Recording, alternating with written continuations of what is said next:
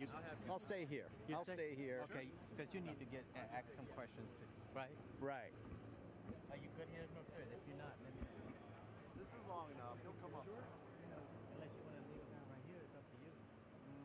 They're not going to ask questions anyway on this. No. On the way out, we're not asking any questions. So, we're not asking any questions on the way out. On the way. Okay. So Are you guys good over here? Yeah.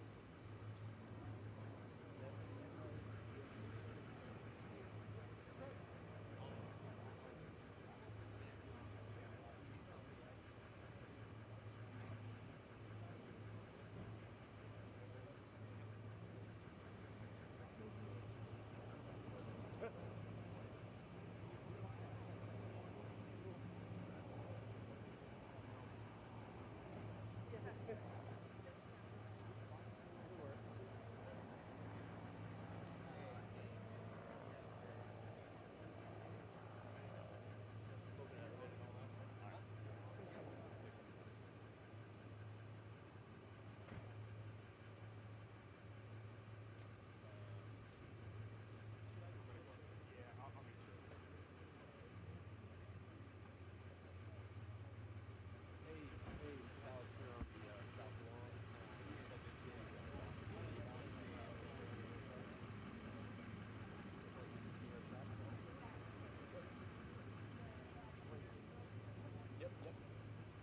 Yep, that's it. You guys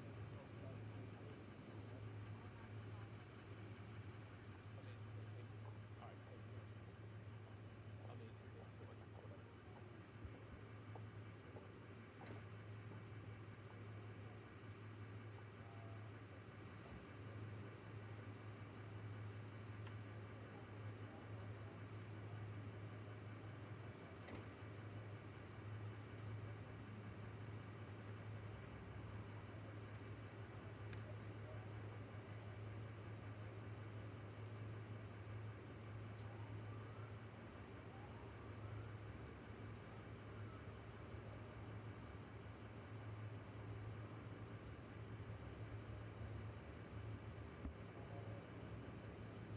You did get your image now, right? You got the Miami image?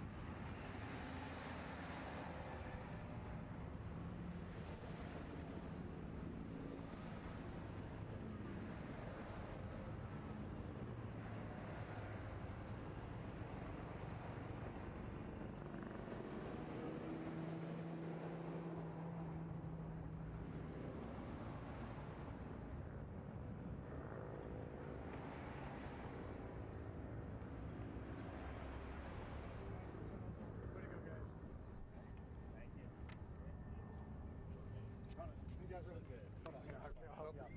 Please don't mess up these ropes. These are the killer ropes. You know, we had to do some wheeling and dealing.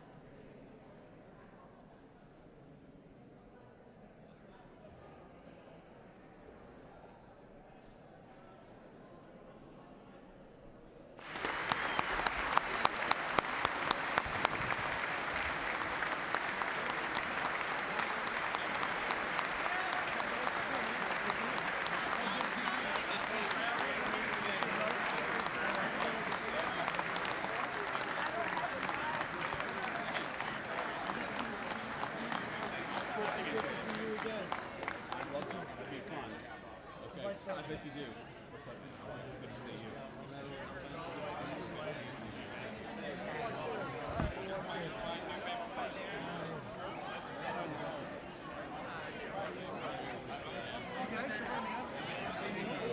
How are you?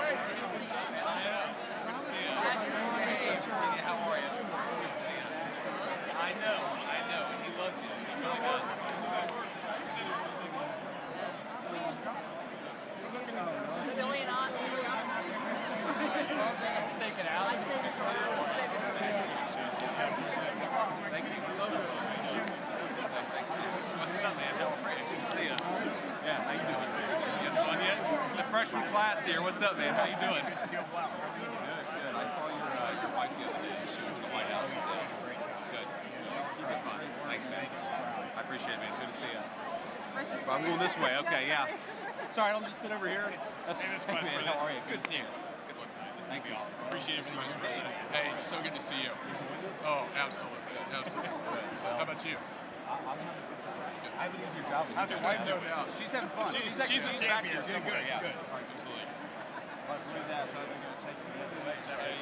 Stand here by me. All right. I'll keep you company. We're in the right spot.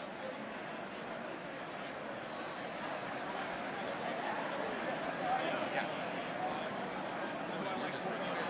I think actually that's the only thing helpful. I think it probably got people out of the line.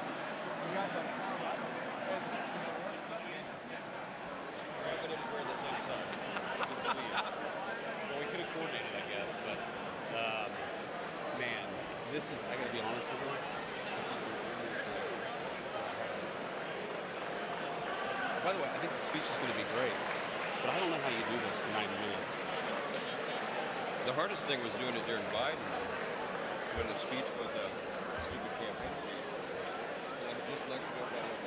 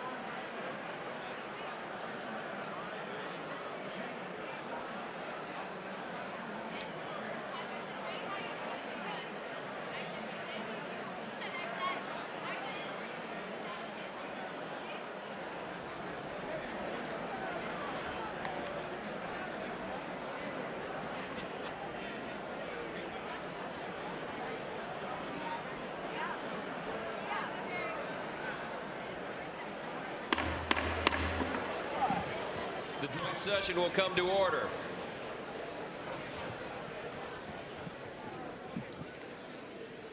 The chair appoints as members of the committee on the part of the House to escort the President of the United States into the chamber the following: the gentleman from Louisiana, Mr. Scalise; the gentleman from Minnesota, Mr. Emmer; the gentlewoman from Michigan, Mrs. McClain; the gentleman from North Carolina, Mr. Hudson; the gentleman from Pennsylvania, Mr. Reschenthaler; the gentleman from Utah, Mr. Moore; the gentlewoman from Indiana, Mrs. Houchin; the gentleman from Oklahoma, Mr. Hearn; the gentleman from New York, Mr. Jeffries; the gentlewoman from Massachusetts, Ms. Clark; the gentleman from California, Mr. Aguilar; the gentleman from California, Mr. Liu; the gentleman from Colorado, Mr. Neguse; the gentlewoman from Washington, Ms. Delbene; the gentlewoman from Michigan, Mrs. Dingell. The President of the Senate, at the direction of that body, appoints the following senators as members of the committee on the part of the Senate to escort the President of the United States into the House chamber: the Senator from South Dakota, Mr. Thune; the Senator from Wyoming, Mr. Barrasso; the Senator from Arkansas, Mr. Cotton; the Senator from Oklahoma, Mr. Lankford; the Senator from West Virginia, Mrs. Capito; the Senator from South Carolina, Mr. Scott; the Senator from New York, Mr. Schumer; the Senator from Illinois, Mr. Durbin; the Senator from Minnesota, Ms. Klobuchar; the Senator from New Jersey, Mr. Booker; the Senator from Wisconsin, Ms. Baldwin. The members of the escort committee will exit the chamber through the lobby doors.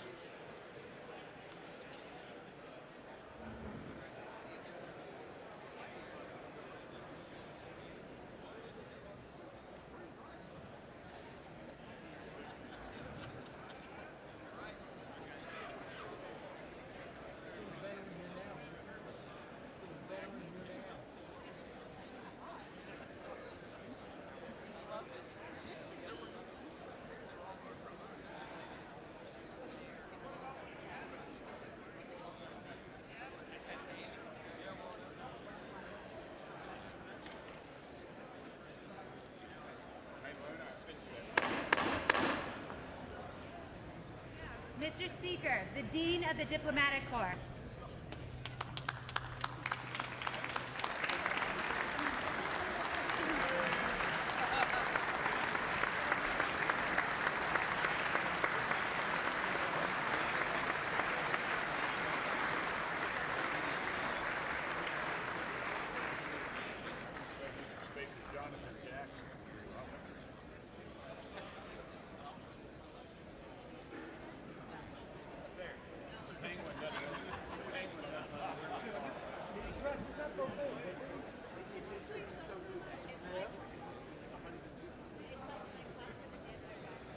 My wife loves this gray suit. I hate it, but I wear it. She'll see me on TV. I'm a blazer, man.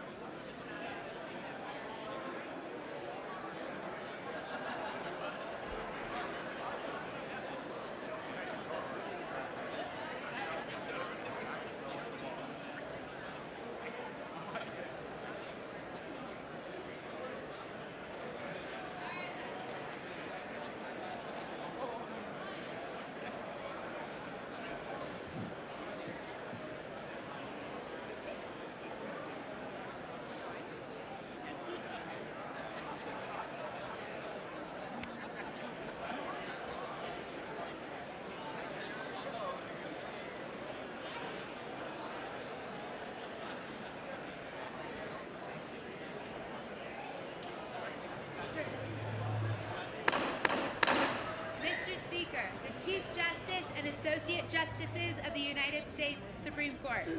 That's great.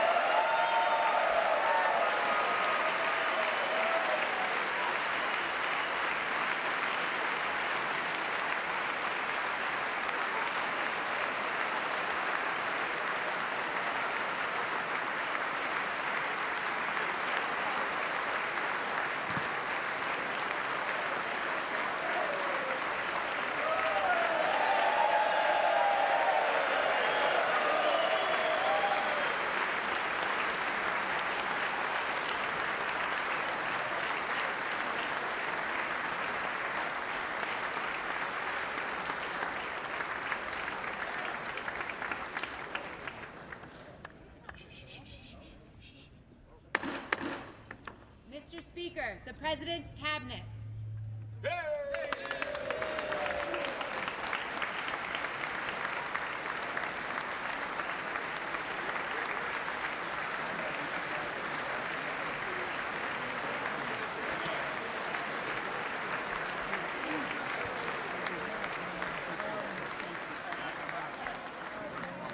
That's true. I should have done better. I should have done way better.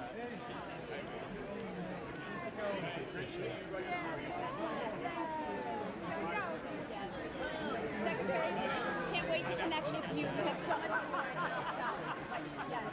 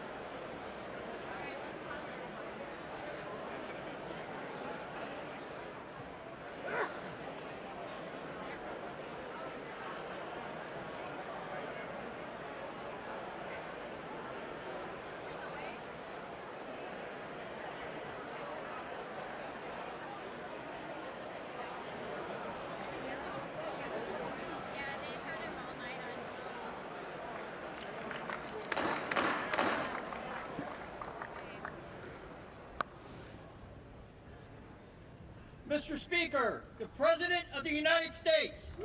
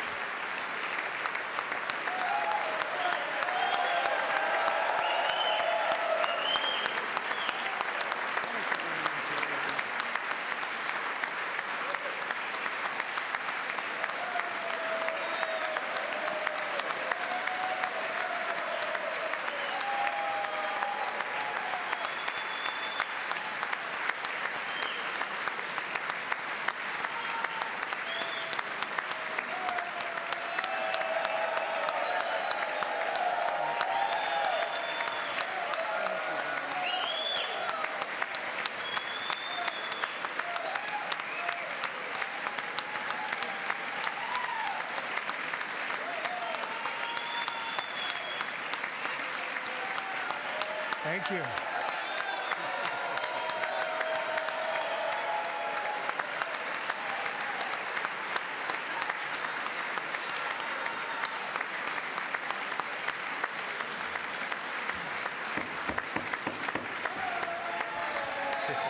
Thank you very much. Thank you very much. It's a great honor. Thank you very much. Speaker Johnson, Vice President Vance, the First Lady of the United States,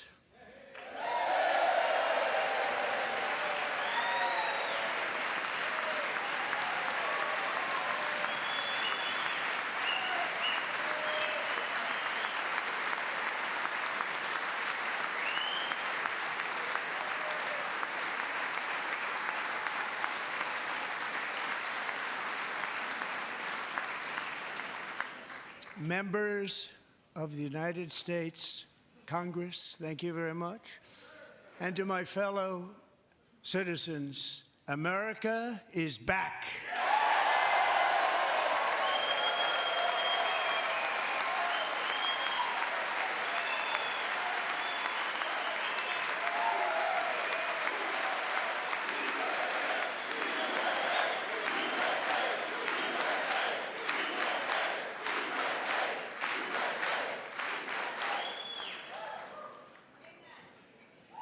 6 weeks ago, I stood beneath the dome of this Capitol and proclaimed the dawn of the golden age of America. From that moment on, it has been nothing but swift and unrelenting action to usher in the greatest and most successful era in the history of our country. We have accomplished more in 43 days than most administrations accomplished in 4 years or 8 years, and we are just getting started.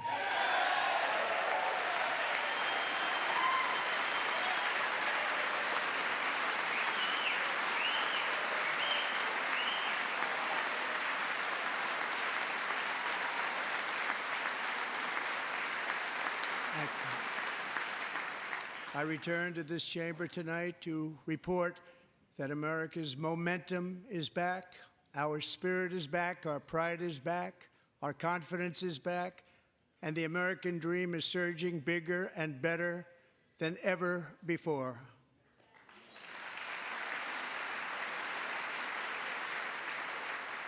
The American dream is unstoppable, and our country is on the verge of a comeback, the likes of which the world has never witnessed and perhaps will never witness again.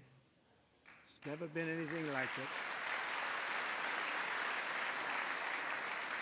The presidential election of November 5th was a mandate like has not been seen in many decades.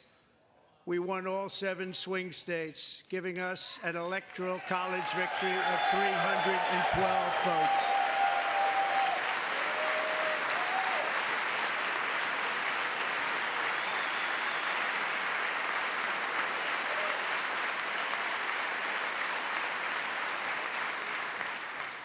We won the popular vote by big numbers and won counties in our country.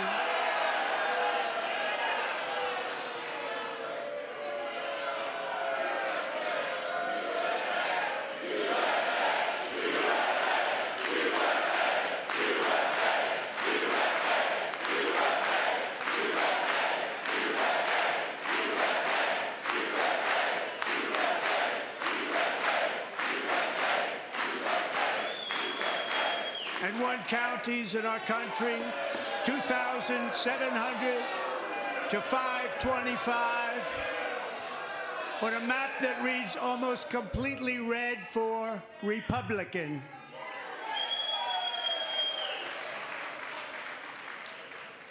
Now, for the first time in modern history, more Americans believe that our country is headed in the right direction than the wrong direction. In fact, it's an astonishing record, 27-point swing, the most ever.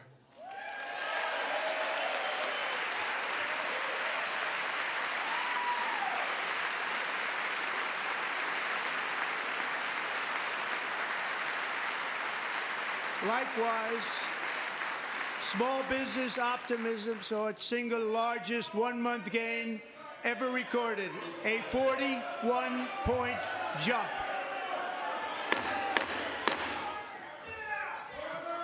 Members are directed to uphold and maintain decorum in the House and to cease any further disruptions. That's your warning.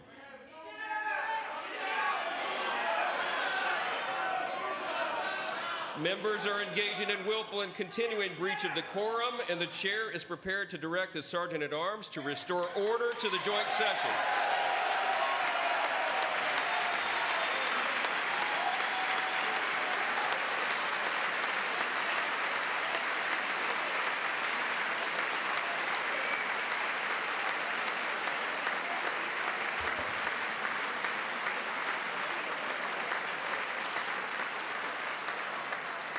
Mr. Green, take your seat.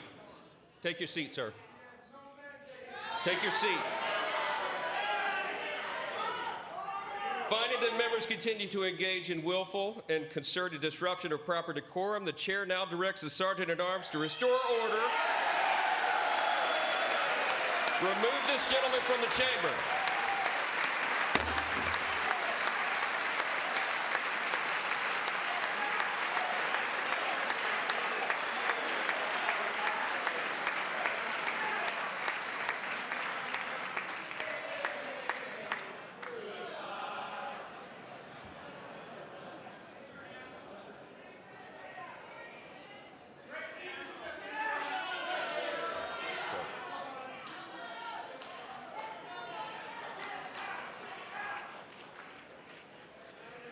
Members are directed to uphold and maintain decorum in the House. Mr. President, you continue. Thank you. Over the past 6 weeks, I have signed nearly 100 executive orders and taken more than 400 executive actions, a record to restore common sense, safety, optimism, and wealth all across our wonderful land. The people elected me to do the job, and I'm doing it.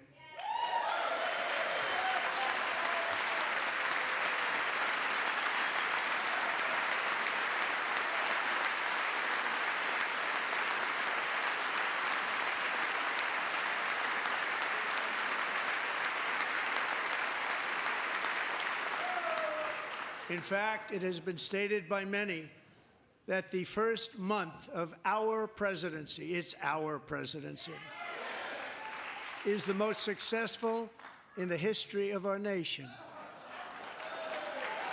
By many.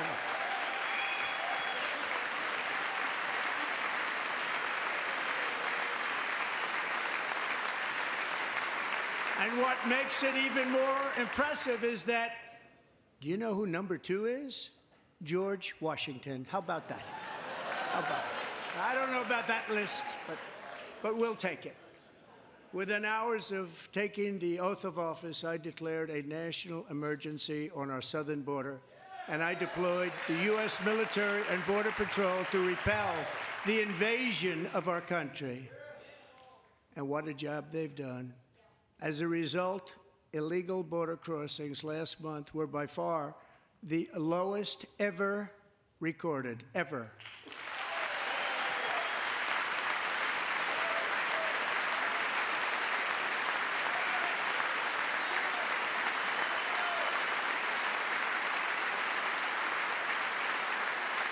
They heard my words and they chose not to come. Much easier that way. In comparison, under Joe Biden, the worst president in American history, there were hundreds of thousands of illegal crossings a month, and virtually all of them, including murderers, drug dealers, gang members, and people from mental institutions and insane asylums, were released into our country. Who would want to do that? This is my 5th such speech to Congress. And once again, I look at the Democrats in front of me, and I realize there is absolutely nothing I can say to make them happy or to make them stand or smile or applaud. Nothing I can do. I could find a cure to the most devastating disease, a disease that would wipe out entire nations, or announce the answers to the greatest economy in history, or the stoppage of crime to the lowest levels ever recorded. And these people sitting right here will not clap, will not stand, and certainly will not cheer for these astronomical achievements. They won't do it, no matter what. Five times I've been up here. It's very sad, and it just shouldn't be this way.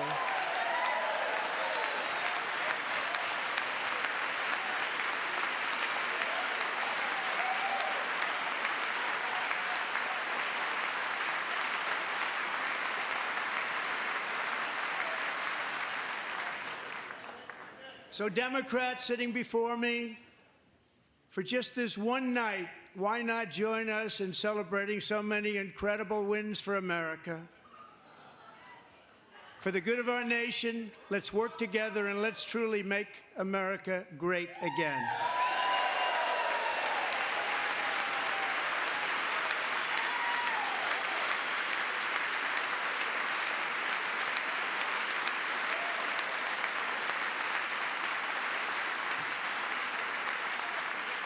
Every day, my administration is fighting to deliver the change America needs to bring a future that America deserves, and we're doing it. This is a time for big dreams and bold action. Upon taking office, I imposed an immediate freeze on all federal hiring, a freeze on all new federal regulations, and a freeze on all foreign aid.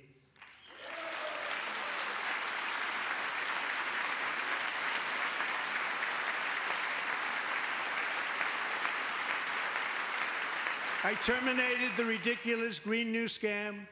I withdrew from the unfair Paris Climate Accord, which was costing us trillions of dollars that other countries were not paying. I withdrew from the corrupt World Health Organization.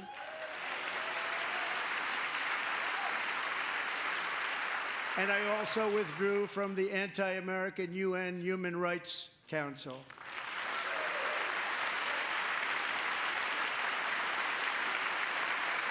We ended all of Biden's environmental restrictions that were making our country far less safe and totally unaffordable.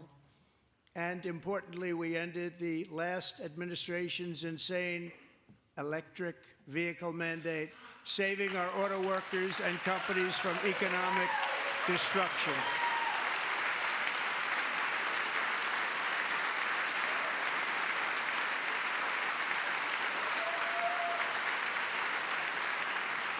To unshackle our economy, I have directed that for every one new regulation, 10 old regulations must be eliminated, just like I did in my very successful first term.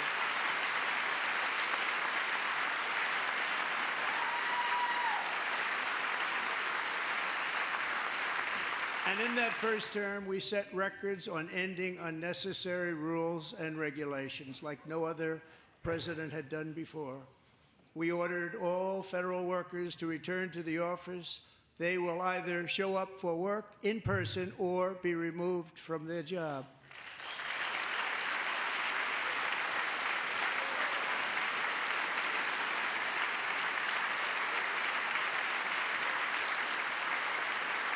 And we have ended weaponized government where, as an example, a sitting president is allowed to viciously prosecute his political opponent, like me. How did that work out? Not too good. Not too good.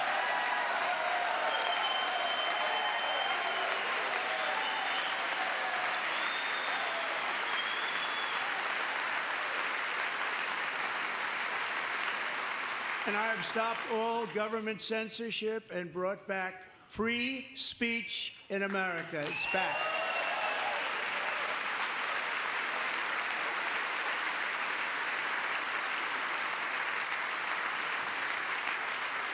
And 2 days ago, I signed an order making English the official language of the United States of America.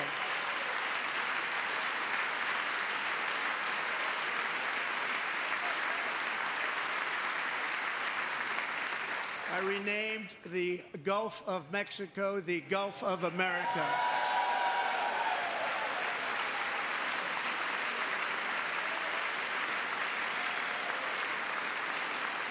And likewise, I renamed, for a great president, William McKinley, Mount McKinley again. Beautiful Alaska. We love Alaska. We've ended the tyranny of so-called diversity, equity, and inclusion policies all across the entire federal government and indeed the private sector and our military.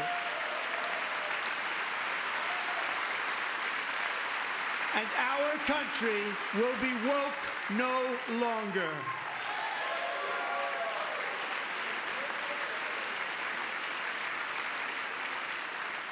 We believe that whether you are a doctor, an accountant, a lawyer, or an air traffic controller, you should be hired and promoted based on skill and competence, not race or gender. Very important.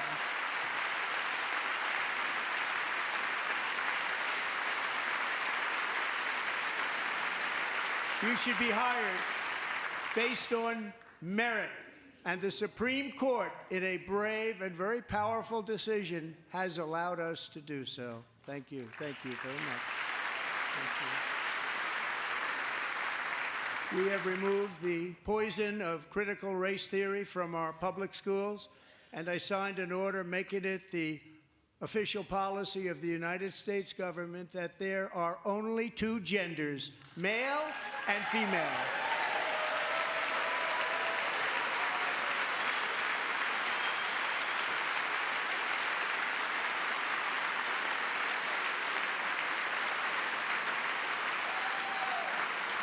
I also signed an executive order to ban men from playing in women's sports.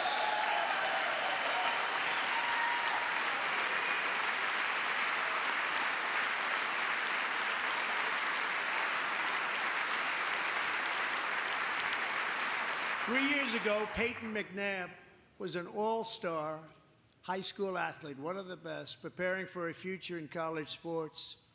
But when her girls' volleyball match was invaded by a male, he smashed the ball so hard in Peyton's face, causing traumatic brain injury, partially paralyzing her right side, and ending her athletic career. It was a shot like she's never seen before. She's never seen anything like it.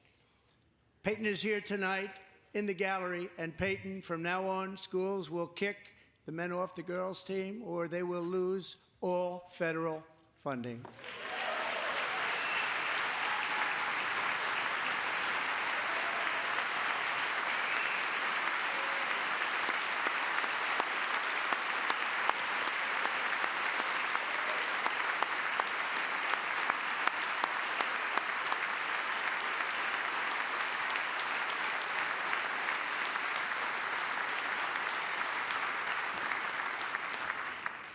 If you really want to see numbers, just take a look at what happened in the women's boxing, weightlifting, track and field, swimming, or cycling, where a male recently finished a long-distance race 5 hours and 14 minutes ahead of a woman for a new record by 5 hours.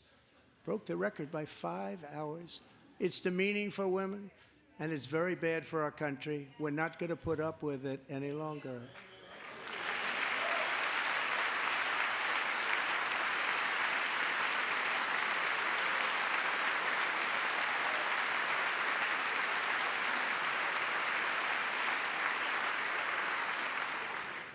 What I have just described is only a small fraction of the common sense revolution that is now, because of us, sweeping the entire world. Common sense has become a common theme, and we will never go back. Never. Never going to let that happen. Among my very highest priorities is to rescue our economy and get dramatic and immediate relief to working families. As you know, we inherited from the last administration an economic catastrophe and an inflation nightmare. Their policies drove up energy prices, pushed up grocery costs, and drove the necessities of life out of reach for millions and millions of Americans. They've never had anything like it. We suffered the worst inflation in 48 years, but perhaps even in the history of our country. They're not sure. As president, I'm fighting every day to reverse this damage and make America affordable again.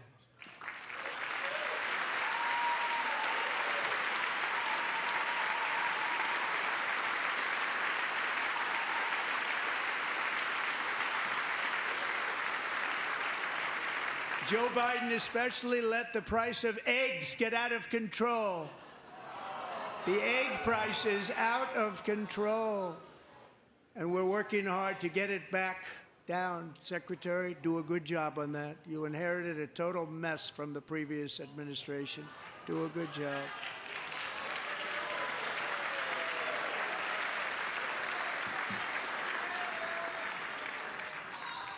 A major focus of our fight to defeat inflation is rapidly reducing the cost of energy. The previous administration cut the number of new oil and gas leases by 95%, slowed pipeline construction to a halt, and closed more than 100 power plants. We are opening up many of those power plants right now.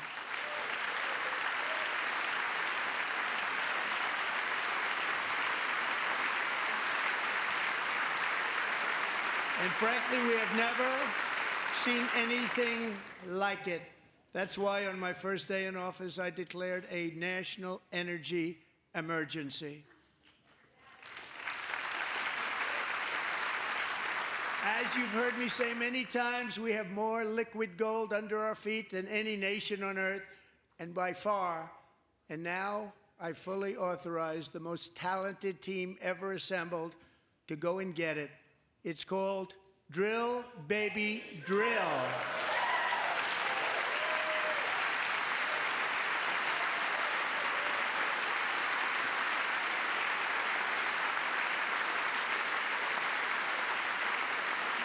My administration is also working on a gigantic natural gas pipeline in Alaska, among the largest in the world, where Japan, South Korea, and other nations want to be our partner with investments of trillions of dollars each. There's never been anything like that one.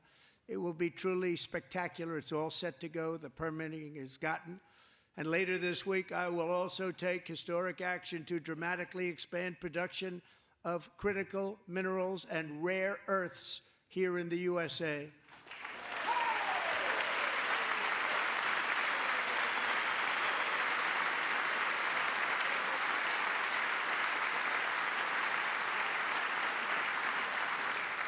To further combat inflation, we will not only be reducing the cost of energy, but will be ending the flagrant waste of taxpayer dollars.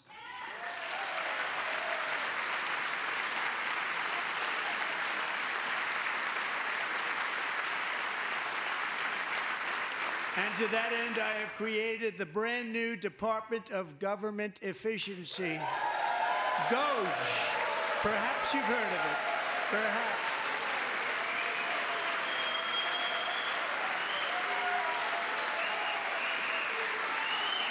Which is headed by Elon Musk, who is in the gallery tonight.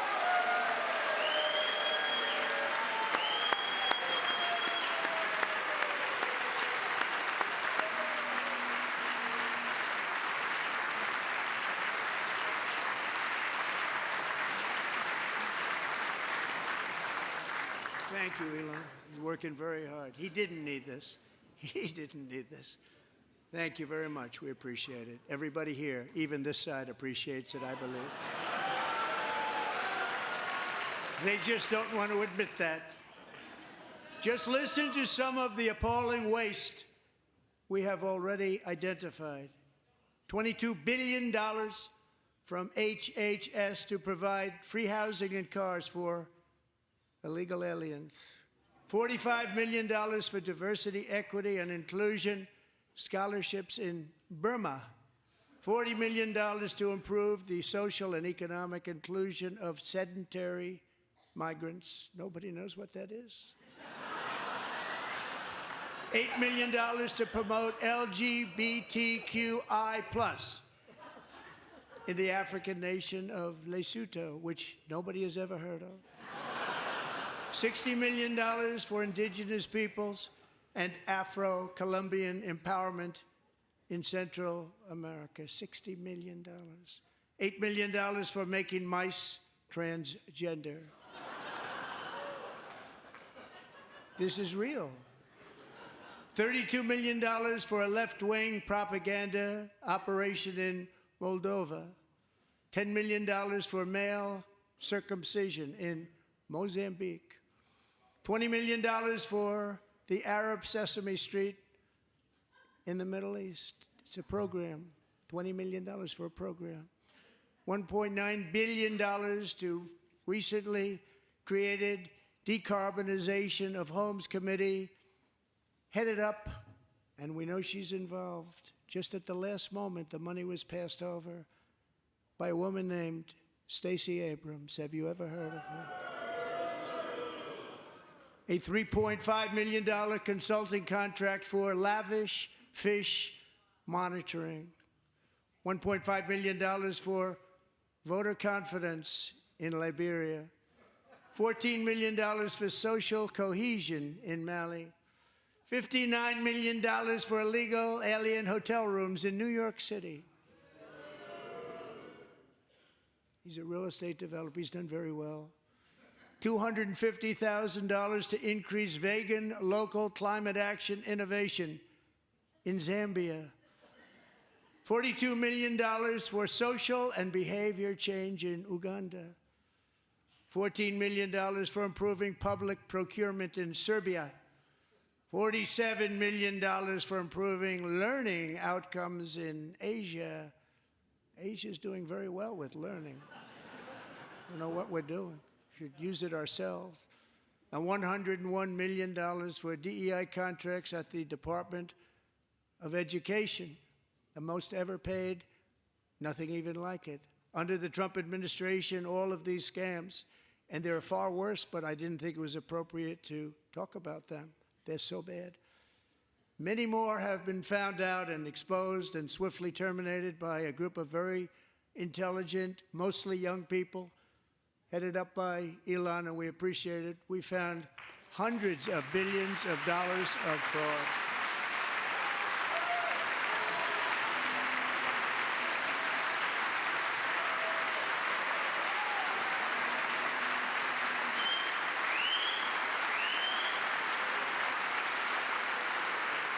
And we've taken back the money and reduced our debt to fight inflation and other things. Taken back a lot of that money. We got it just in time. This is just the beginning. The Government Accountability Office, a federal government office, has estimated annual fraud of over $500 billion in our nation, and we are working very hard to stop it. We're going to. We're also identifying shocking levels of incompetence and probable fraud in the Social Security program for our seniors, and that our seniors and people that we love rely on. Believe it or not, government databases list 4.7 million Social Security members from people aged 100 to 109 years old. It lists 3.6 million people from ages 110 to 119. I don't know any of them. I know some people that are rather elderly, but not quite that elderly. 3.47 million people from ages 120 to 129. 3.9 million people from ages 130 to 139. 3.5 million people from ages 140 to 149. And money is being paid to many of them, and we're searching right now. In fact, Pam, good luck. Good luck. You're going to find it. But a lot of money is paid out to people because it just keeps getting paid and nobody does, and it really hurts Social Security and hurts our country. 1.3 million people from ages 150 to 159, and over 130,000 people, according to the Social Security databases, are age over 160 years old. We have a healthier country than I thought, Bobby.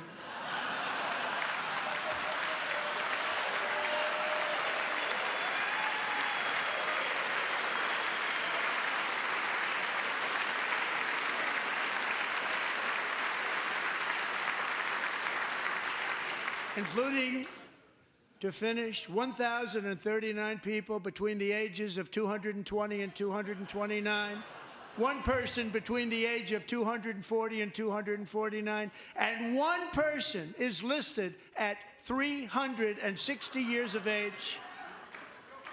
More than 100 years older than our country. But we're going to find out where that money's going, and it's not going to be pretty. By slashing all of the fraud, waste, and theft we can find, we will defeat inflation, bring down mortgage rates, lower car payments and grocery prices, protect our seniors, and put more money in the pockets of American families.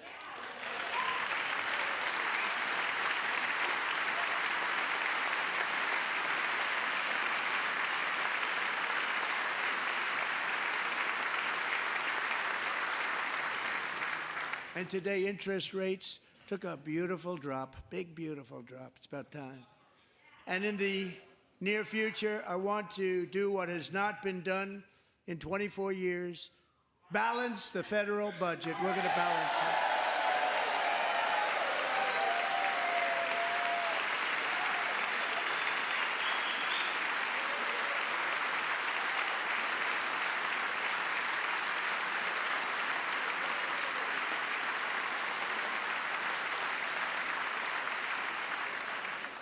With that goal in mind, we have developed in great detail what we are calling the Gold Card, which goes on sale very, very soon. For $5 million, we will allow the most successful job-creating people from all over the world to buy a path to U.S. citizenship. It's like the green card, but better and more sophisticated. And these people will have to pay tax in our country. They won't have to pay tax from where they came. The money that they've made, you wouldn't want to do that, but they have to pay tax, create jobs. They'll also be taking people out of colleges and paying for them so that we can keep them in our country instead of having them being forced out. Number one, at the top school, as an example, being forced out and not being allowed to stay and create tremendous numbers of jobs and great success for a company out there. So while we take out the criminals, killers, traffickers, and child predators who are allowed to enter our country under the open border policy of these people, the Democrats, the Biden administration, the open border insane policies that you've allowed to destroy our country, we will now bring in brilliant, hardworking, job-creating people.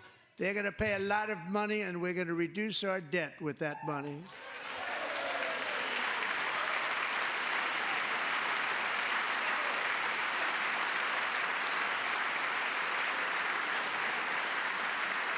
Americans have given us a mandate for bold and profound change. For nearly 100 years, the federal bureaucracy has grown until it has crushed our freedoms, ballooned our deficits, and held back America's potential in every possible way. The nation founded by pioneers and risk-takers now drowns under millions and millions of pages of regulations and debt. Approvals that should take 10 days to get instead take 10 years, 15 years, and even 20 years before you're rejected. Meanwhile, we have hundreds of thousands of federal workers who have not been showing up to work. My administration will reclaim power from this unaccountable bureaucracy, and we will restore true democracy to America again.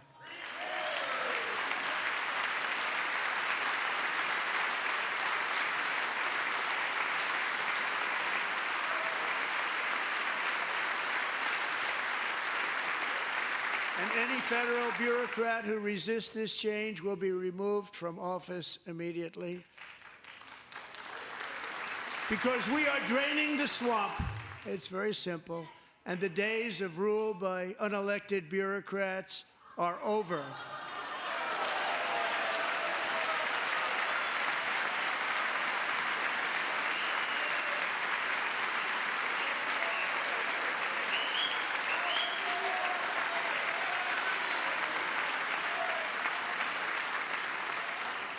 And the next phase of our plan to deliver the greatest economy in history is for this Congress to pass tax cuts for everybody. They're in there, they're waiting for you to vote. And I'm sure that the people on my right, I don't mean the Republican right, but my right here, I'm sure you're going to vote for those tax cuts, because otherwise I don't believe the people will ever vote you into office. So I'm doing you a big favor by telling you that. But I know this group is going to be voting for the tax.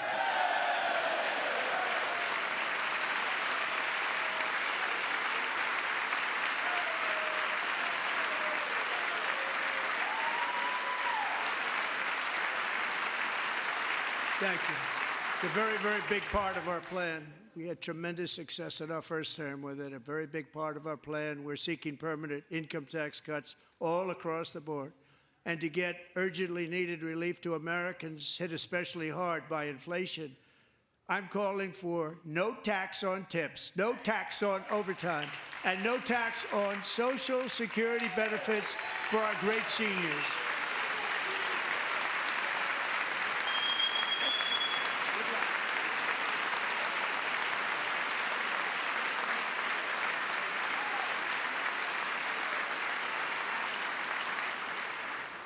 And I also want to make interest payments on car loans tax deductible, but only if the car is made in America.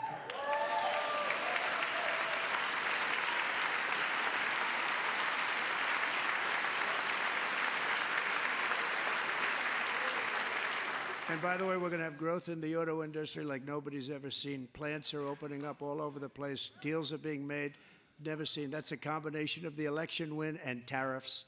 It's a beautiful word, isn't it? That, along with our other policies, will allow our auto industry to absolutely boom. It's going to boom. Spoke to the majors today, all three, the top people, and they're so excited. In fact, already numerous car companies have announced that they will be building massive automobile plants in America, with Honda just announcing a new plant in Indiana, one of the largest anywhere in the world.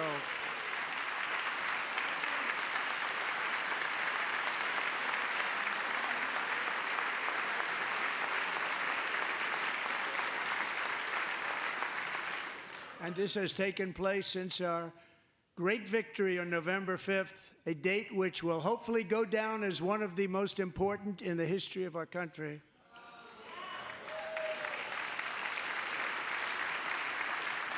In addition, as part of our tax cuts, we want to cut taxes on domestic production and all manufacturing.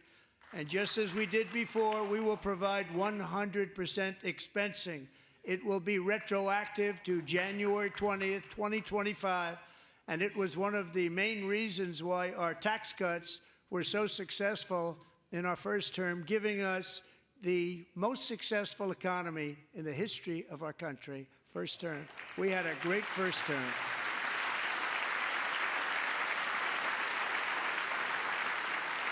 If you don't make your product in America, however, under the Trump administration, you will pay a tariff, and in some cases, a rather large one.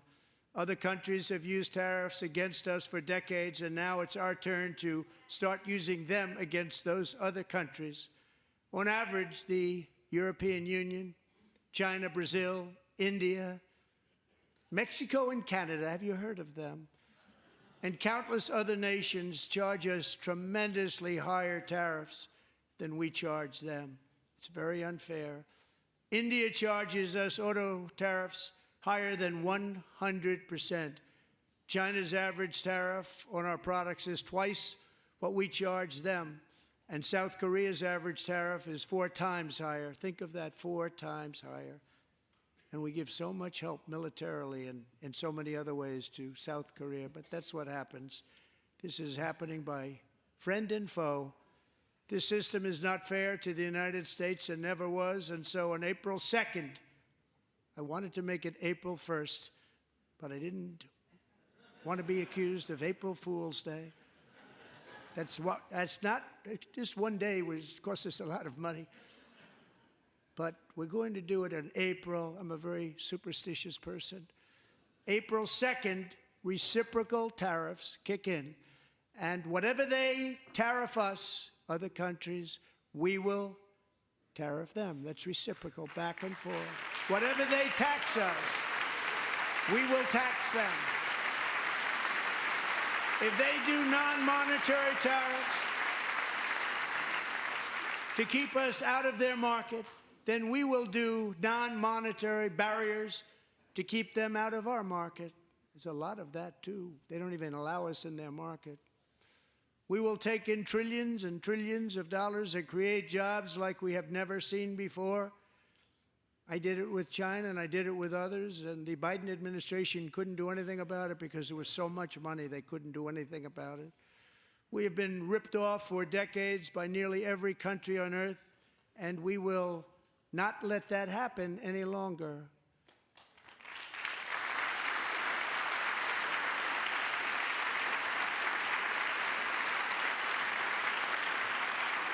Much has been said over the last 3 months about Mexico and Canada, but we have very large deficits with both of them. But even more importantly, they've allowed fentanyl to come into our country at levels never seen before, killing hundreds of thousands of our citizens and many very young, beautiful people, destroying families.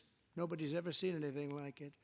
They are, in effect, receiving subsidies of hundreds of billions of dollars. We pay subsidies to Canada and to Mexico of hundreds of billions of dollars, and the United States will not be doing that any longer. We're not going to do it any longer.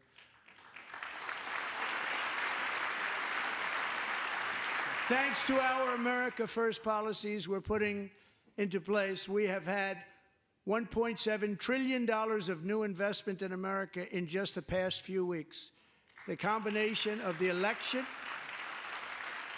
and our economic policies that people of SoftBank, one of the most brilliant anywhere in the world, announced a $200 billion investment.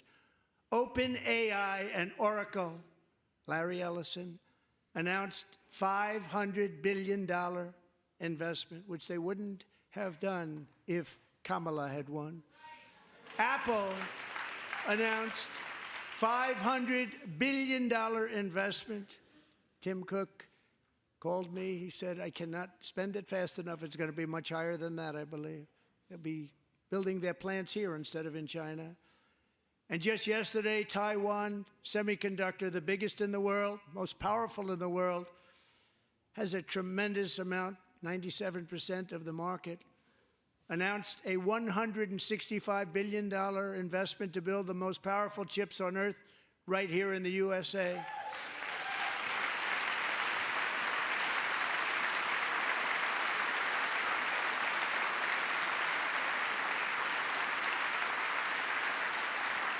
And we're not giving them any money. Your CHIPS Act is a horrible, horrible thing. We give hundreds of billions of dollars, and it doesn't mean a thing. They take our money and they don't spend it.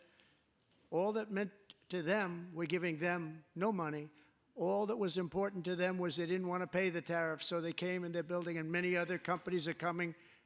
We don't have to give them money. We just want to protect our businesses and our people.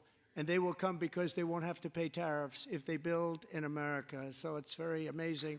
You should get rid of the CHIP Act, and whatever's left over, Mr. Speaker, you should use it to reduce debt or any other reason you want to.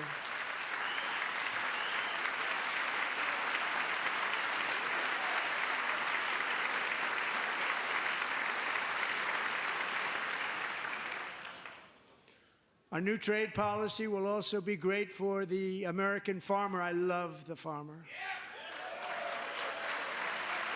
Who will now be selling into our home market, the USA, because nobody is going to be able to compete with you. because there's goods that come in from other countries and companies. They're really in a bad position in so many different ways. They're uninspected. They may be very dirty and disgusting, and they come in and they pour in, and they hurt our American farmers. The tariffs will go on agricultural product coming into America, and our farmers, starting on April 2nd, it may be a little bit of an adjustment period. We had that before when I made the deal with China, $50 billion of purchases, and I said, just bear with me, and they did. They did. Probably have to bear with me again, and this will be even better. That was great. The problem with it was that Biden didn't enforce it. He didn't enforce it. $50 billion of purchases, and we were doing great, but Biden did not enforce it, and it hurt our farmers. But our farmers are going to have a field day right now. So to our farmers, have a lot of fun. I love you too. I love you too. It's all going to happen.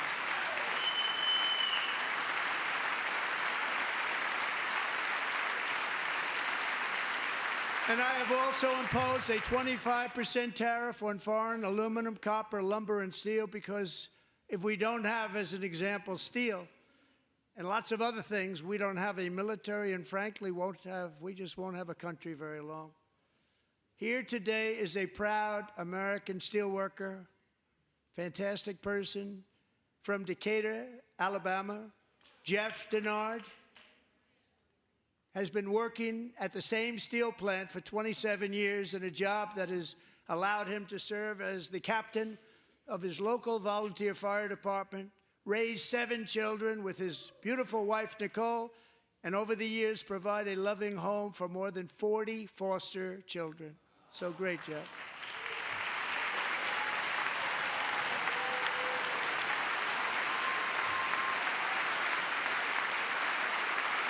Thank you, Jeff. Thank you, Jeff.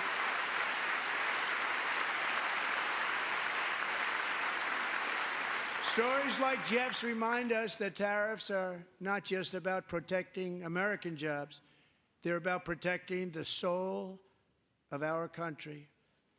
Tariffs are about making America rich again and making America great again, and it's happening, and it will happen rather quickly. There'll be a little disturbance, but we're okay with that.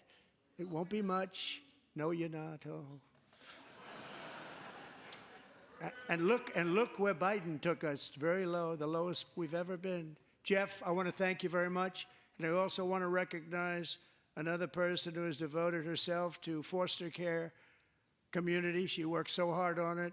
A very loving person, our magnificent First Lady of the United States.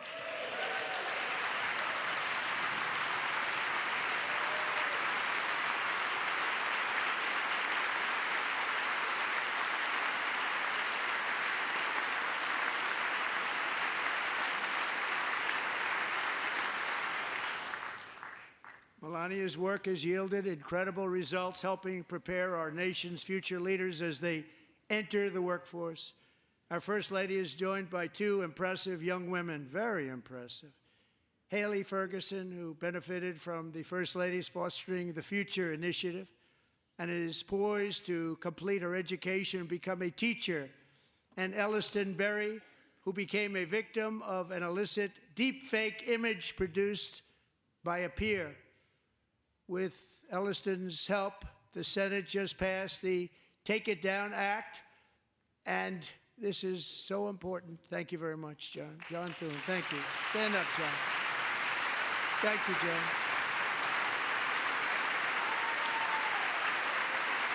Thank you all very much.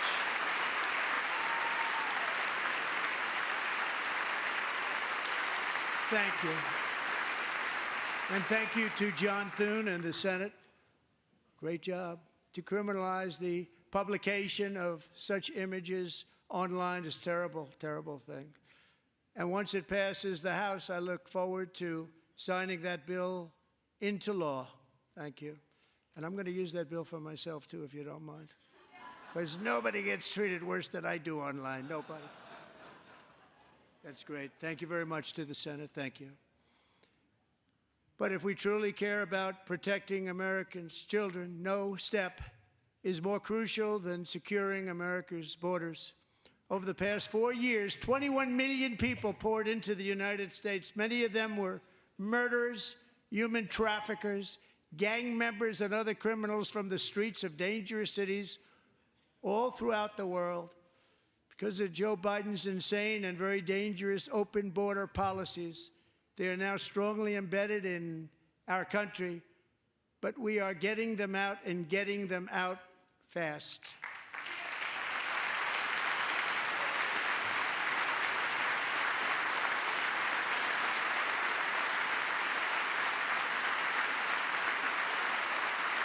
And I want to thank Tom Homan and Christy. I want to thank you and Paul of Border Patrol.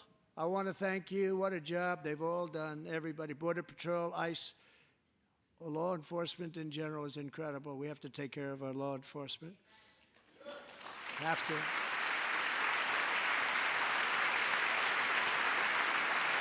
Last year,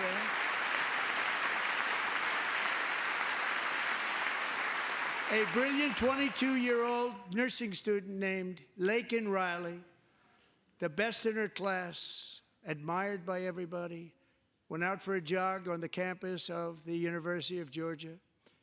That morning, Laken was viciously attacked, assaulted, beaten, brutalized, and horrifically murdered. Laken was stolen from us by a savage illegal alien gang member who was arrested while trespassing across Biden's open southern border and then set loose into the United States under the heartless policies of that failed administration. It was indeed a failed administration. He had then been arrested and released in a Democrat-run sanctuary city, a disaster, before ending the life of this beautiful young angel. With us this evening are Laken's beloved mother, Allison, and her sister, Lauren.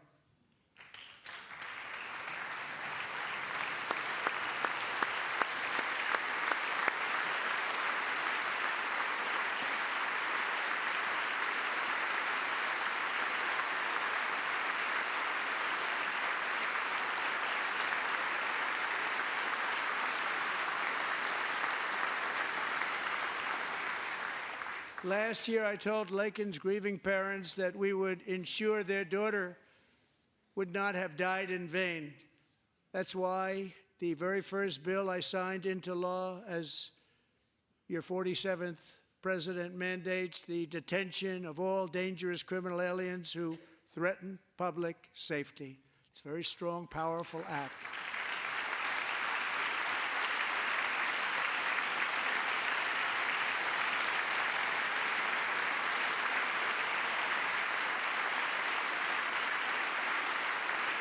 It's called the Laken-Riley Act. So Allison and Lauren, America will never, ever forget our beautiful Laken Hope Riley.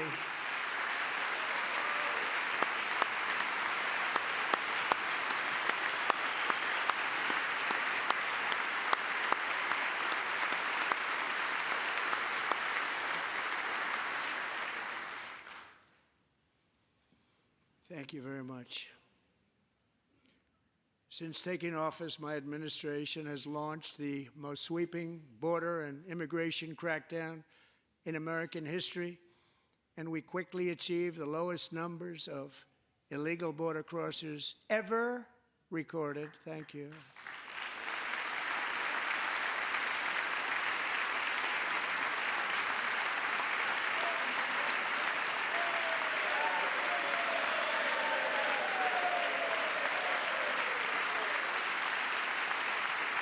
The media and our friends in the Democrat Party kept saying we needed new legislation, we must have legislation to secure the border.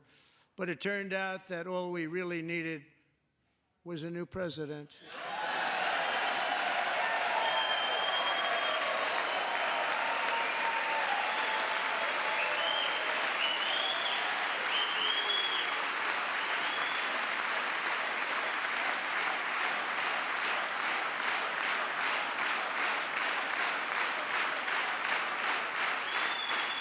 Thank you. Joe Biden didn't just open our borders, he flew illegal aliens over them to overwhelm our schools, hospitals, and communities throughout the country. Entire towns like Aurora, Colorado, and Springfield, Ohio, buckled under the weight of the migrant occupation and corruption like nobody's ever seen before. Beautiful towns destroyed. Now, just as I promised in my inaugural address, we are achieving the great liberation of America.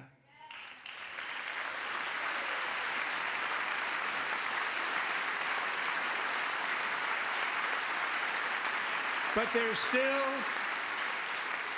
is much work to be done. Here tonight is a woman I have gotten to know, Alexis Nungary from Houston. Wonderful woman. Last June, Alexis's 12-year-old daughter, her precious Jocelyn, walked to a nearby convenience store. She was kidnapped, tied up, assaulted for 2 hours under a bridge, and horrifically murdered. Arrested and charged with this heinous crime are 2 illegal alien monsters from Venezuela, released into America by the last administration through their ridiculous open border. The death of this beautiful 12-year-old girl and the agony of her mother and family touched our entire nation greatly. Alexis, I promised that we would always remember your daughter, your magnificent daughter, and earlier tonight, I signed an order keeping my word to you. One thing I have learned about Jocelyn is that she loved animals so much. She loved nature. Across Galveston Bay, from where Jocelyn lived in Houston, you will find a magnificent national wildlife refuge, a pristine, peaceful, 34,000-acre sanctuary for all of God's creatures on the edge of the Gulf of America. Alexis, moments ago, I formally renamed that refuge in loving memory of your beautiful daughter, Jocelyn. So, Mr. Vice President, if you would, may I have the order?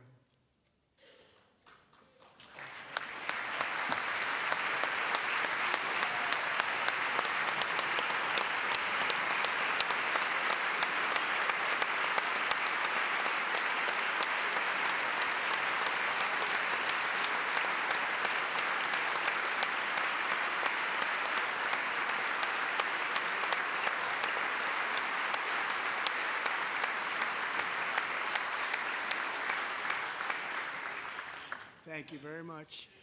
All 3 savages charged with Jocelyn and Lakin's murders were members of the Venezuelan prison gang, the toughest gang, they say, in the world, known as Tren de Aragua. 2 weeks ago, I officially designated this gang, along with MS-13 and the bloodthirsty Mexican drug cartels, as foreign terrorist organizations.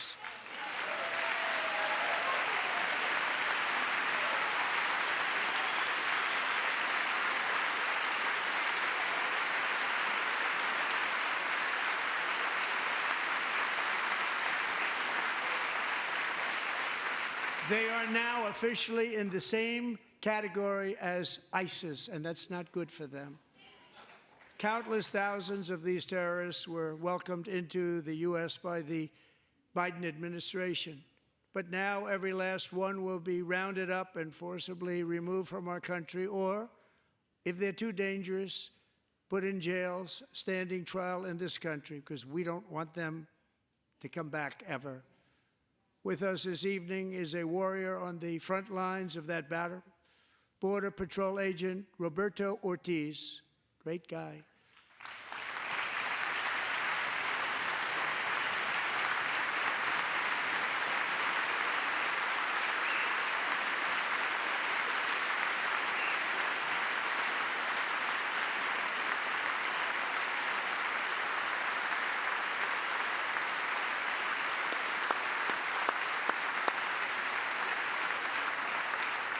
In January, Roberto and another agent were patrolling by the Rio Grande near an area known as Cartel Island. Doesn't sound too nice to me. When heavily armed gunmen started shooting at them. Roberto saw that his partner was totally exposed, at great danger, and he leapt into action, returning fire and providing crucial seconds for his fellow agent to seek safety, just barely. I have some of the prints of that event, and it was not good. Agent Ortiz, we salute you for your great courage and for your line of fire that you took and for the bravery that you showed. We honor you, and we will always honor you. Thank you, Roberto, very much.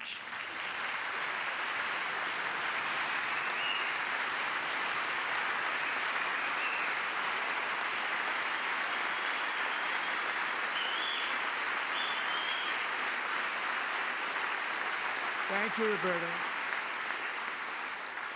And I actually got to know him on my many calls to the border. He's a great gentleman. The territory to the immediate south of our border is now dominated entirely by criminal cartels that murder, rape, torture, and exercise total control. They have total control over a whole nation, posing a grave threat to our national security. The cartels are waging war in America, and it's time for America to wage war on the cartels, which we are doing.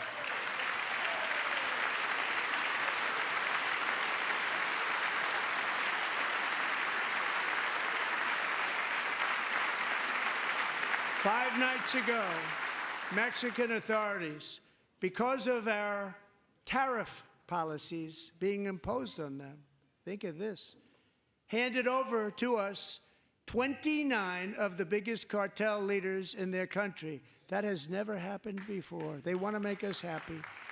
First time ever.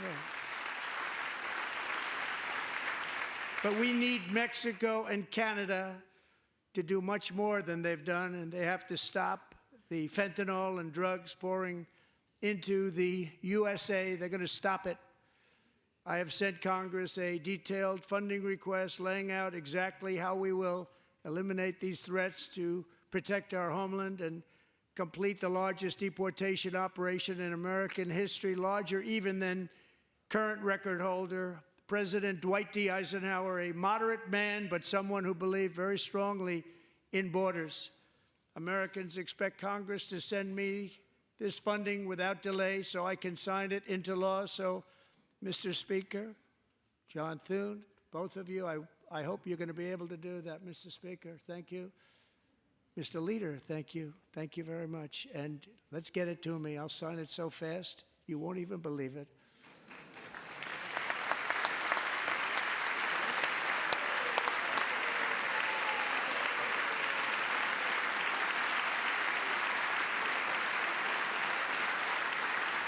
And as we reclaim our sovereignty, we must also bring back law and order to our cities and towns.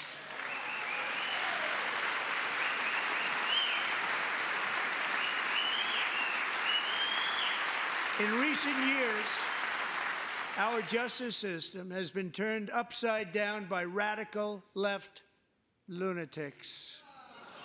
Many jurisdictions virtually ceased enforcing the law against dangerous repeat offenders while weaponizing law enforcement against political opponents like me. My administration has acted swiftly and decisively to restore fair, equal, and impartial justice under the constitutional rule of law, starting at the FBI and the DOJ. Pam, good luck. Cash, wherever you may be, good luck. Good luck. Pam Bondi.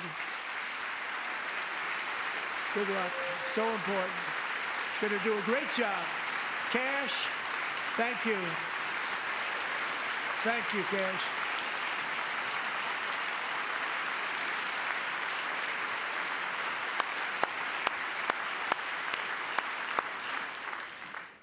They've already started very strong. They're going to do a fantastic job. You're going to be very proud of them. We're also once again giving our police officers the support, protection, and respect they so dearly deserve. They have to get it. They have such a hard, dangerous job, but we're going to make it less dangerous. The problem is the bad guys don't respect the law, but they're starting to respect it, and they soon will respect it. This also includes our great fire departments throughout the country. Our firemen and women are unbelievable people, and we'll never forget them. And besides that, they voted for me in record numbers, so I have no choice.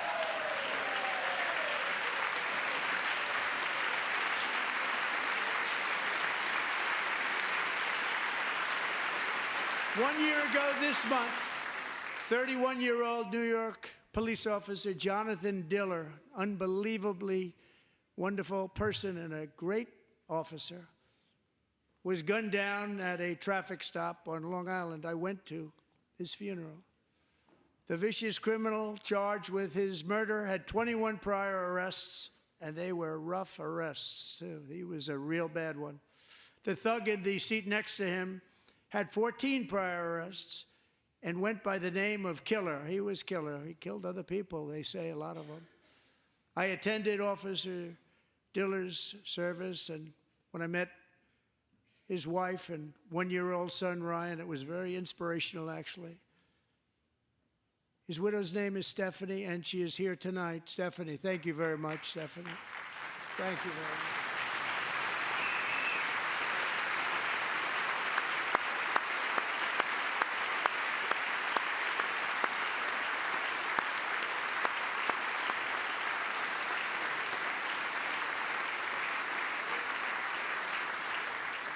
Stephanie, we're going to make sure that Ryan knows his dad was a true hero, New York's finest, and we're going to get these cold-blooded killers and repeat offenders off our streets, so we're going to do it fast. Got to stop it. They get out with 28 arrests. They push people into subway trains.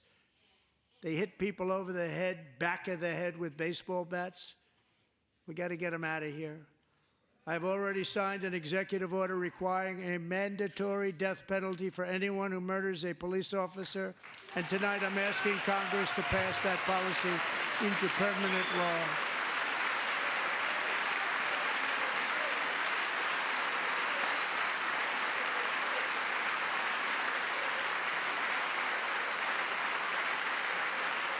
I'm also asking for a new crime bill getting tough on repeat offenders while enhancing protections for America's police officers so they can do their jobs without fear of their lives being totally destroyed. They don't want to be killed. We're not going to let them be killed. Joining us in the gallery tonight is a young man who truly loves our police. His name is DJ Daniel. He is 13 years old, and he has always dreamed of becoming a police officer.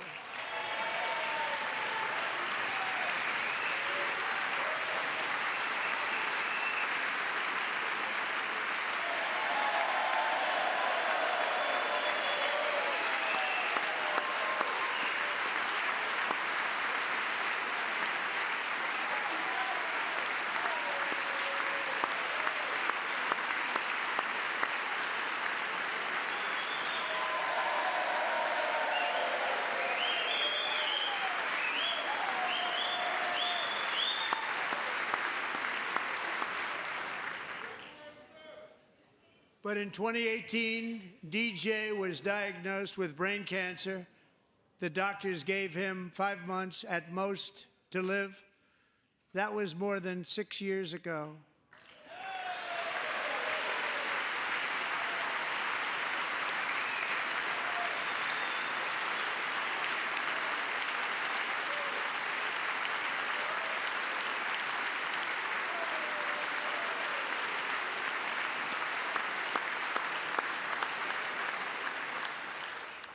Since that time, DJ and his dad have been on a quest to make his dream come true, and DJ has been sworn in as an honorary law enforcement officer, actually a number of times. The police love him, the police departments love him. And tonight, DJ, we're going to do you the biggest honor of them all. I am asking our new Secret Service Director, Sean Curran, to officially make you an agent of the United States Secret Service.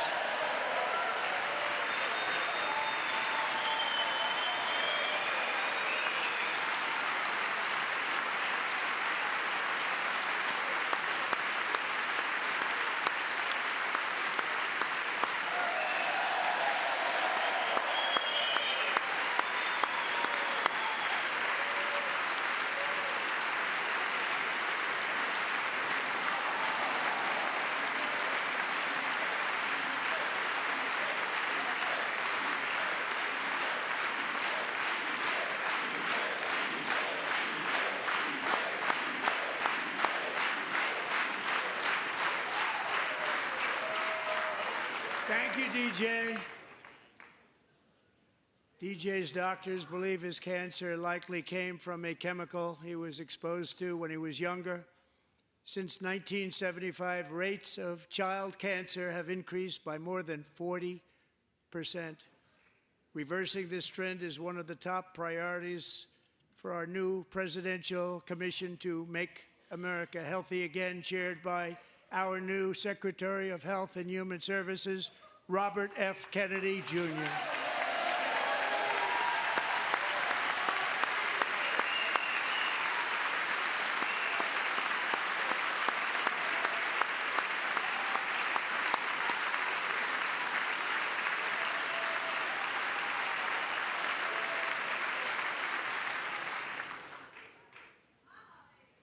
With the name Kennedy, you would have thought everybody over here would have been cheering.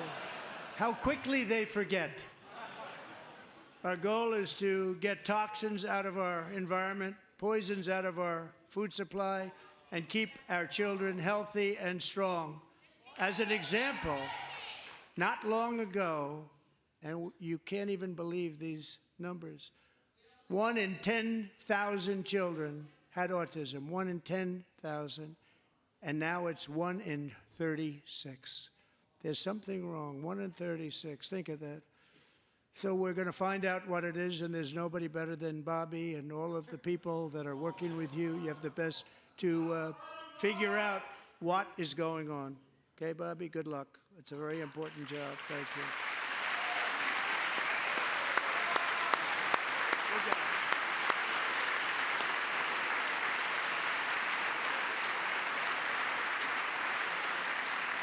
Thank you. My administration is also working to protect our children from toxic ideologies in our schools. A few years ago, January Littlejohn and her husband discovered that their daughter's school had secretly socially transitioned their 13-year-old little girl. Teachers and administrators conspired to deceive January and her husband while encouraging her daughter to use a new name and pronouns. They, them pronoun, actually, all without telling January, who is here tonight and is now a courageous advocate against this form of child abuse. January, thank you. Thank you. Thank you very much.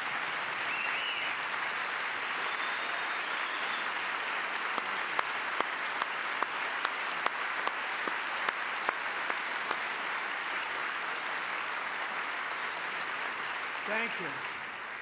Stories like this are why, shortly after taking office, I signed an executive order banning public schools from indoctrinating our children with transgender ideology.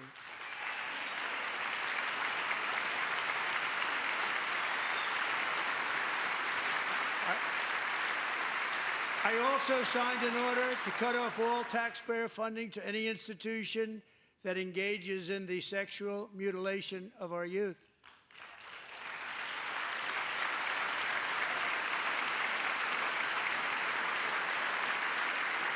And now I want Congress to pass a bill permanently banning and criminalizing sex changes on children and forever ending the lie that any child is trapped in the wrong body. This is a big lie.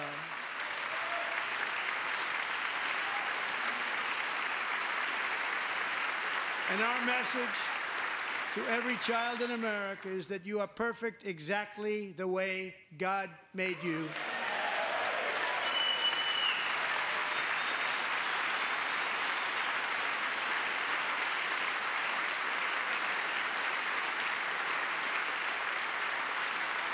Because we're getting wokeness out of our schools and out of our military, and it's already out, and it's out of our society. We don't want it. Wokeness is trouble. Wokeness is bad. It's gone. It's gone. And we feel so much better for it, don't we? Don't we feel better? Our service members won't be activists and ideologues. They will be fighters and warriors. They will fight for our country. And Pete, congratulations. Secretary of Defense, congratulations.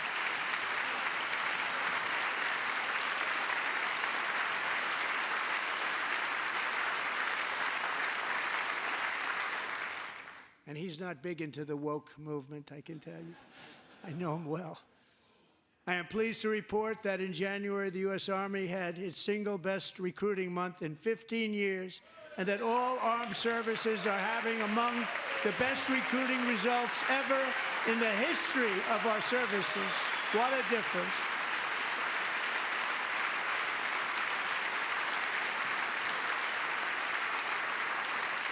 And you know, it was just a few months ago where the results were exactly the opposite. We couldn't recruit anywhere. We couldn't recruit. Now we're having the best results just about that we've ever had. What a tremendous turnaround. It's really a beautiful thing to see. People love our country again. It's very simple. They love our country, and they love being in our military again. So it's a great thing, and thank you very much. Great job. Thank you.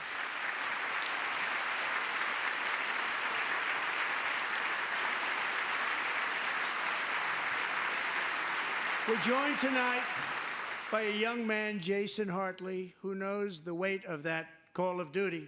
Jason's father, grandfather, and great-grandfather all wore the uniform.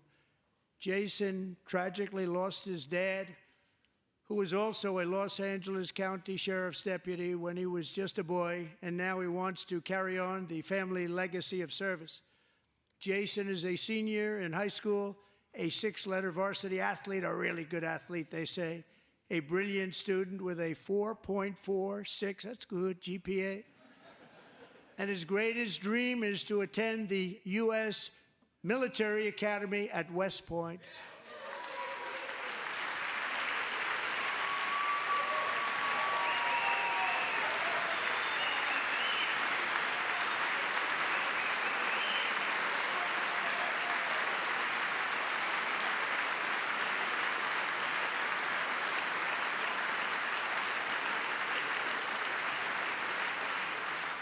And Jason, that's a very big deal getting in. That's a hard one to get into. But I'm pleased to inform you that your application has been accepted. You will soon be joining the Corps of Cadets.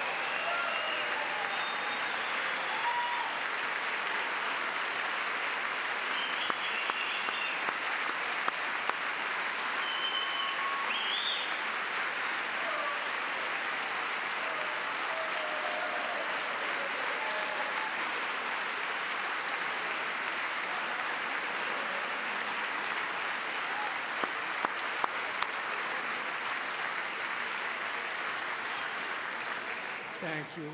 Jason, you're going to be on the long gray line, Jason. As Commander-in-Chief, my focus is on building the most powerful military of the future. As a first step, I'm asking Congress to fund a state-of-the-art Golden Dome missile defense shield to protect our homeland, all made in the USA.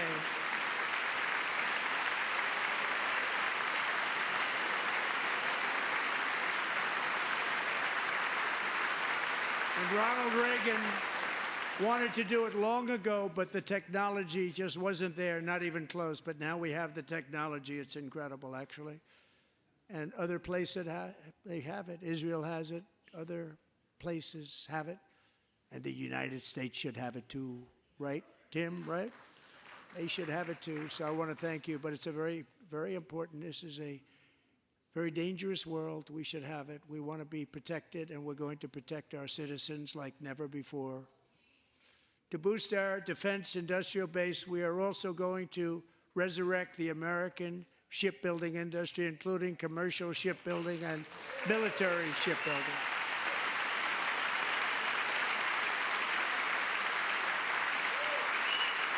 And for that purpose, I am announcing tonight that we will create a new Office of Shipbuilding in the White House and offer special tax incentives to bring this industry home to America where it belongs. We used to make so many ships.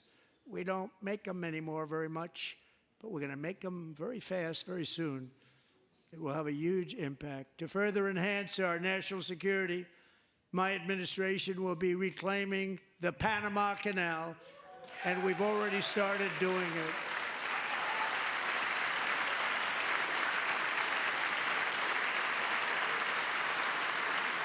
Just today, a large American company announced they are buying both ports around the Panama Canal and lots of other things having to do with the Panama Canal and a couple of other canals.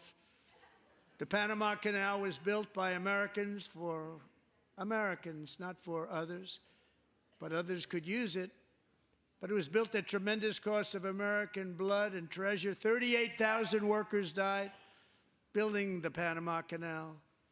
They died of malaria. They died of snake bites and mosquitoes. Not a nice place to work. They paid them very highly to go there, knowing there was a 25% chance that they would die. The most expensive project also that was ever built in our country's history, if you bring it up to modern day costs. It was given away by the Carter administration for $1, but that agreement has been violated very severely. We didn't give it to China. We gave it to Panama, and we're taking it back.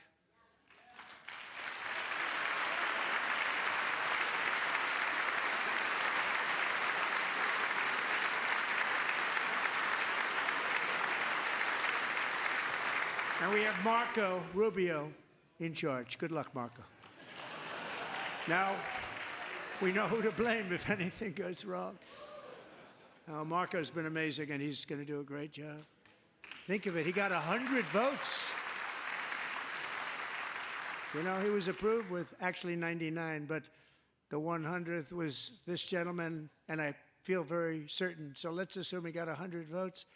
And I'm either very, very happy about that or I'm very concerned about it. But he's already proven. I mean, he's a great gentleman. He's respected by everybody, and we appreciate you voting for Marco. He's going to do a fantastic job. Thank you. Thank you. He's doing a great job. Great job. And I also have a message tonight for the incredible people of Greenland.